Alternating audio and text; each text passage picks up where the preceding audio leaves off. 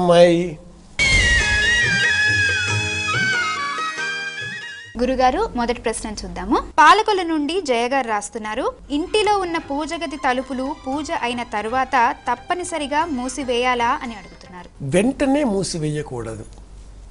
అనేకులకు ఒక సందేహం ఉంటుంది, పూజ చేసిన తర్వాత పూజ గదికి సంబంధించి తలుపులు ఉంటాయి కదా, ఆ తలుపులను వెంటనే మూసేయాలా, కాసేపు అయ్యాక మూసివేయాలా, లేక తెరిచే ఉంచాలా, ఇలా ఒక అనుమానం మనసులో ఉంటుంది. పూజ చేసిన తర్వాత ఇంటికి హృదయం పూజా గది. ధూపదీప నైవేద్యాలతో ఆ ఇంటికి సంబంధించిన ప్రాణశక్తిని పూజాగృహంలో మనం దర్శించుకుంటున్నాం.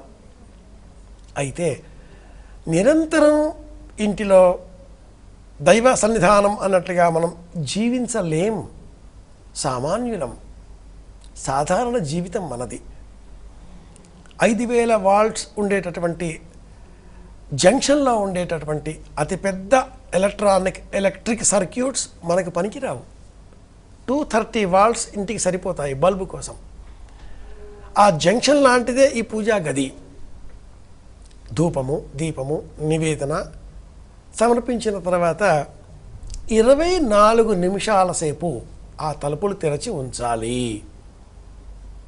ఇలా వాచి చూసుకుని 24 నిమిషాలు అని కాకుండా ఉజ్జాయింపుగా ఒక 20 నిమిషాలు, అరగంట. 24 అని ఎందుకు మనం అనుకుంటున్నామంటే 24 నిమిషాలకు ఒక ఘడియ ప్రమాణం. ఒక రోజులో 60 ఘడియలు ఉంటాయి. ఇందులో ఆ నివేదన చేసిన అనంతరం దైవశక్తి ఇంటిల్లిపాదిని సంక్రమించే విధంగా తీర్థం తీసుకుంటాం, ప్రసాదం తీసుకుంటాం, నమస్కారం చేస్తాం. అగరత్తుల యొక్క ఆ సాంబ్రాణి పొగ యొక్క సువాసనలు ఇల్లంతా వ్యాపిస్తాయి. ఇల్లంతా కూడా ఒక పవిత్ర భావన అలుముకుంటుంది.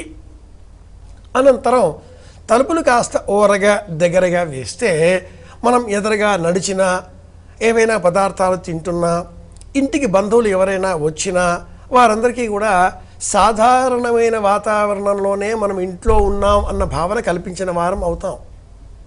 లేదా ఇల్లు ఎప్పుడూ గుడిలాగా ఉంచాల్సి వస్తుంది. దైవ సన్నిధానంలో మనం పవిత్రంగా ఉండాలి, అబద్ధాలు ఆడకుండా ఉండాలి, మోసాలు చేయకుండా ఉండాలి, సాంసారికమైన జీవన వ్యవహారాలలో పడకుండా ఉండాలి. స్నానం చేసిన వాళ్ళు, చేయని వాళ్ళు చిన్న చిన్న గృహాలు కాబట్టి చాలా పెద్ద గృహం అయి ఉండి చాలా గదులు ఉంటే ఎల్లవేళలా తలుపులు తెరిచే ఉంచాలి. కానీ 2 బెడ్రూమ్, 3 బెడ్రూమ్, సింగిల్ బెడ్రూమ్, కిచెన్లో దేవతాగృహం, ఇలా చిన్న చిన్నగా ఉండేటటువంటి నేటి ఆధునిక గృహ సముదాయాలలో ఇల్లు 24 నిమిషాల తర్వాత దేవతాగృహానికి సంబంధించిన ఆ తలుపులు ఊరగా అలా దగ్గరగా వేయాలి.